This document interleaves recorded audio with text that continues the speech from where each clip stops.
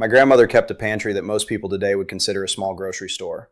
Floor-to-ceiling shelves, mason jars lined up like soldiers, 50-pound bags of flour, cornmeal, rice, dried beans of every kind, oats, pasta, sugar in big ceramic crocks. The woman had food for 6 months stocked at all times minimum. She'd lived through enough hard seasons to know that security comes from what's on your shelves, not from what's at the store down the road. Nana Ruth ran that pantry for 60 years. 60 years of a fully stocked, deep pantry in rural Ohio. And in all that time, all those decades of bulk dry goods, all that flour and grain and dried legumes sitting in a farmhouse kitchen, she never once had a bug problem. Not a weevil, not a flower beetle, not a meal moth, nothing. I grew up in and out of that kitchen, and I never saw so much as a single bug in any of her containers. I was maybe 10 years old the first time I thought to ask her about it. We were standing in that pantry together, and I remember looking up at those shelves and asking why her food didn't get bugs when my mom's pantry always seemed to. She didn't give a long answer. Nana Ruth wasn't the type for long answers. She reached into a glass jar of rice, fished around for a second, and pulled out a single dried bay leaf. She held it up and looked at me like I ought to already know what that meant. "One per container," she said. "Every container." And that was the whole lesson. She put the leaf back, closed the jar, and went back to whatever she was doing. I filed it away somewhere in the back of my brain the way kids do with information they don't fully understand yet. It seemed like old folk wisdom, the kind of thing grandmothers say that you nod along with and don't really think about until later. I didn't think about it again for almost 30 years. And then came the summer of 2019, and the weevils, and the lesson finally made complete sense. My name is Dale Porter. I grew up on 200 acres in central Ohio, third-generation farm family. My grandfather cleared the back 40 himself. My father ran cattle and corn for 40 years on that land. I spent my 20s in restaurant kitchens in Columbus, learning how to cook at a professional level, learning how food systems actually work, learning why cheap ingredients end up tasting cheap, and what it takes to do things right. In 2018, I came back to the farm, partly because I missed it, partly because I'd seen enough of the industrial food supply from the inside that coming back to growing and preserving my own felt less like a step backward and more like the only thing that made sense. What I do now is document what I know: farm techniques, preservation methods, things that worked for generations before convenience food made people forget they could do any of this themselves.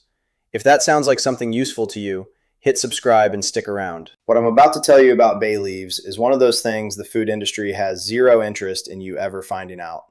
So, summer of 2019. I had a reasonably well-stocked pantry at that point. I'd been back on the farm for about a year and was building up reserves the way my family always had. I came home from a week away and opened a bag of all-purpose flour to find it moving. Not the flour itself, the things living in the flour. Weevils. Tiny, reddish-brown, and absolutely everywhere once you knew to look for them. I checked the cornmeal, same thing. Checked the oats, got into the pasta.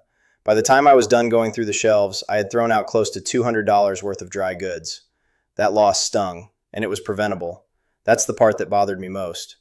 I went back through everything I knew, the restaurant training, the farm upbringing, and that's when Nana Ruth's pantry came back to me. One per container, every container. I drove to the grocery store that afternoon and bought 2 jars of bay leaves. Put one in every single dry goods container I owned. Sealed everything back up. Within 2 weeks, I had no bugs. They've never come back. Now I want to explain why that actually works, because this isn't folk medicine and it isn't superstition. There is documented, peer-reviewed entomological research behind what bay leaves do to pantry insects. Understanding the mechanism matters, because once you understand it, you understand why it's better than the alternative. Bay leaves, specifically dried Laurus nobilis leaves, contain essential oils. The primary compound is eucalyptol, also called 1,8-cineol. Bay leaves also contain other terpenes: linalool, alpha-pinene, beta-pinene, eugenol, and several others depending on the variety and growing conditions. These compounds are volatile, meaning they evaporate slowly at room temperature and disperse into the surrounding air. That slow, continuous release of aromatic compounds is exactly what makes dried bay leaves useful in a pantry.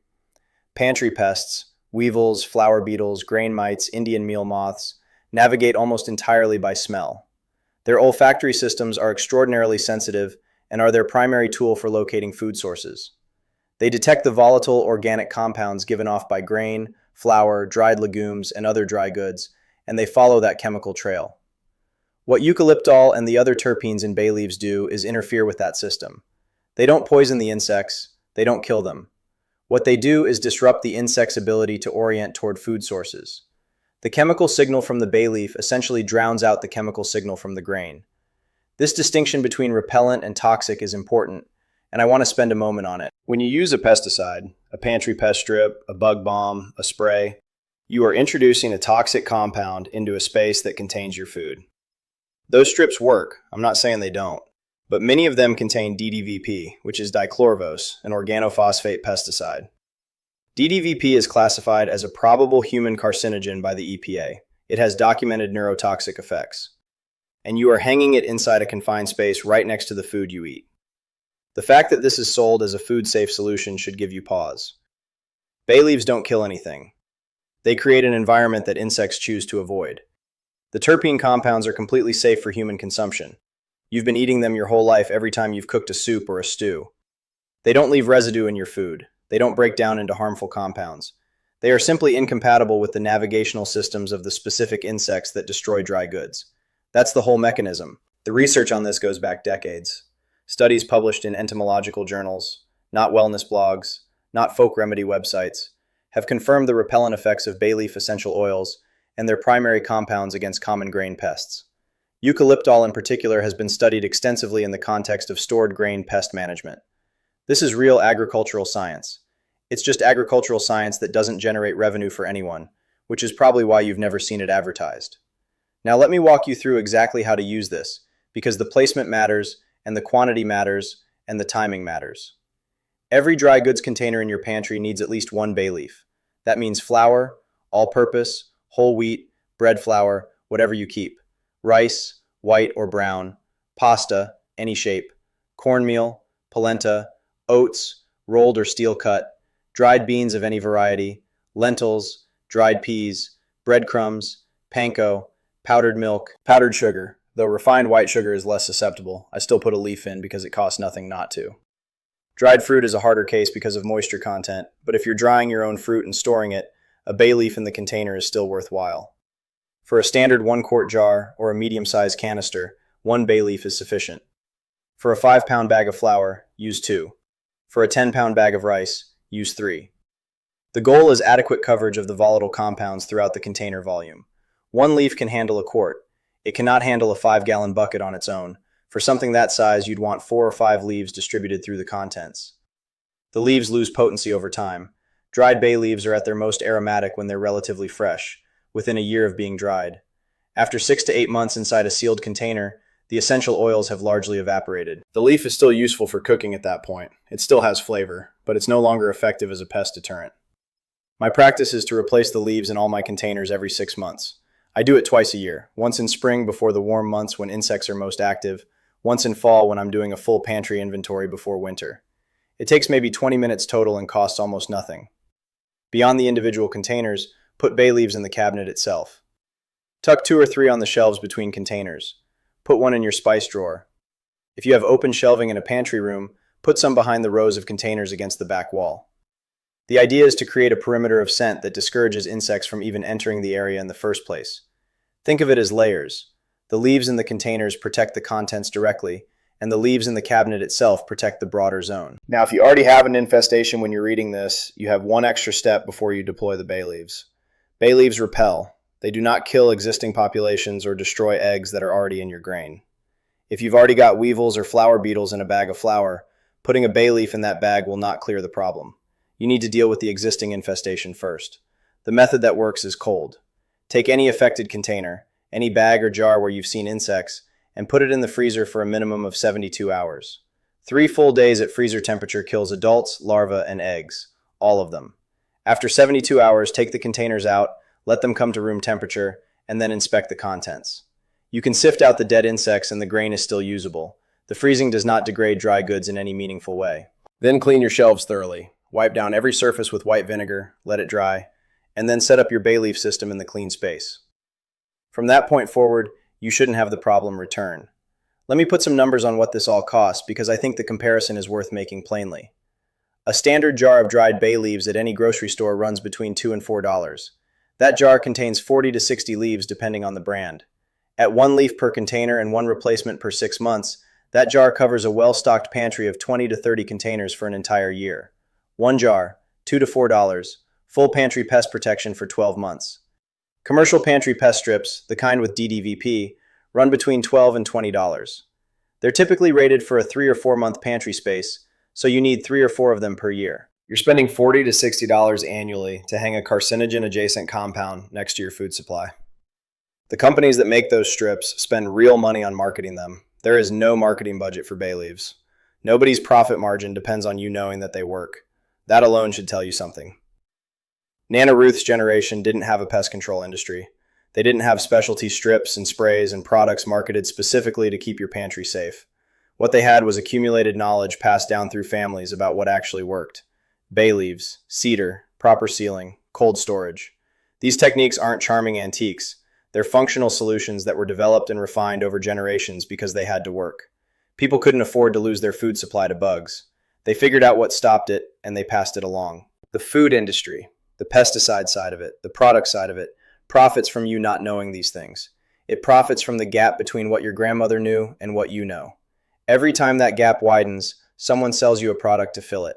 I'm not interested in that gap. I'm interested in closing it. What I lost in the summer of 2019 was $200 worth of flour, cornmeal, oats, and pasta. That's not the worst case scenario either. A fully stocked deep pantry represents a significant investment. Some people I've talked to have lost $500 or more to a weevil infestation that spread through an entire pantry before they caught it. An infestation that could have been entirely prevented for $2 worth of bay leaves. That math is straightforward. Let me tell you what my pantry setup looks like now, because I think the concrete picture is useful. I run about 45 containers in active rotation at any given time. Flour in 5 types, multiple rices. Every dried legume I grow or buy in bulk. Pasta in 6 or 7 shapes. Cornmeal, grits, rolled oats, steel-cut oats, dried herbs, separate from the bay leaves, obviously, powdered dairy, breadcrumbs, crackers, the full thing. Each container has at least 1 bay leaf. The pantry shelves themselves have 8 loose leaves distributed on them. I go through about 25 to 30 bay leaves per year for pest control purposes. At current prices, that runs me about $2 a year. Possibly $3 if I buy a premium brand. I also use other methods in conjunction with the bay leaves. Not because the bay leaves don't work, but because a layered approach is more robust. Proper sealing matters enormously. If you're keeping flour in its paper bag on a shelf, bay leaves will help, but the paper bag is still a vulnerability. Insects can chew through paper. They can find their way into folded cardboard. Transfer dry goods into glass jars or hard-sided plastic containers with tight-fitting lids. The combination of proper sealing plus bay leaves is essentially impenetrable for common pantry pests.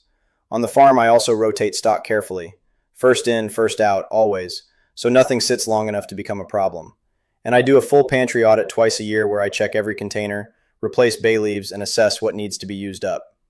The difference between a managed pantry and an unmanaged one is the difference between security and anxiety.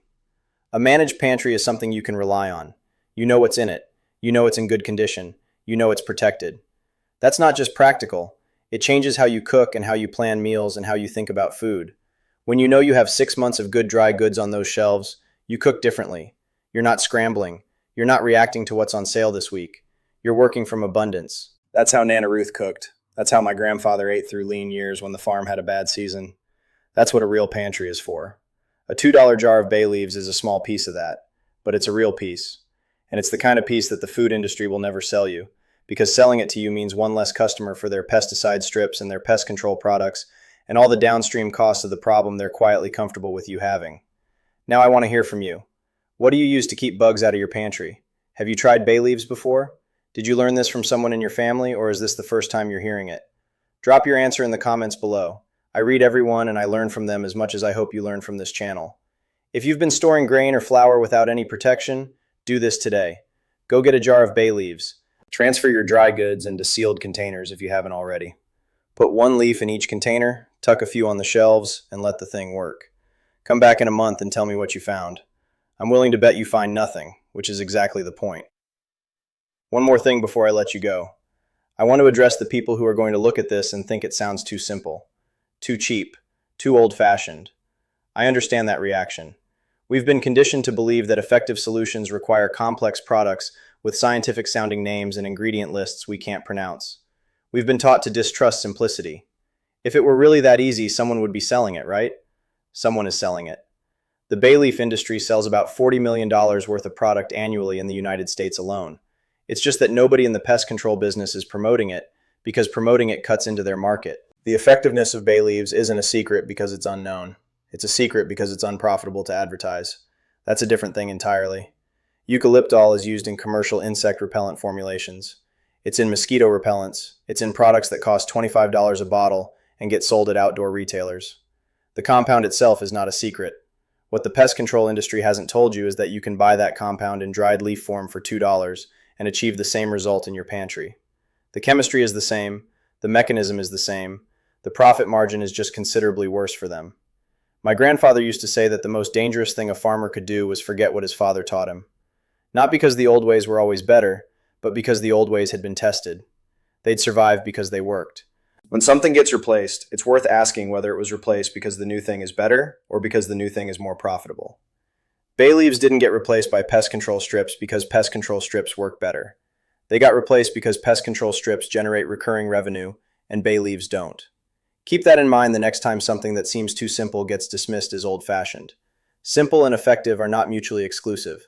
Sometimes they're exactly the same thing. Dale Porter, Farm Kitchen. This is how the work gets done.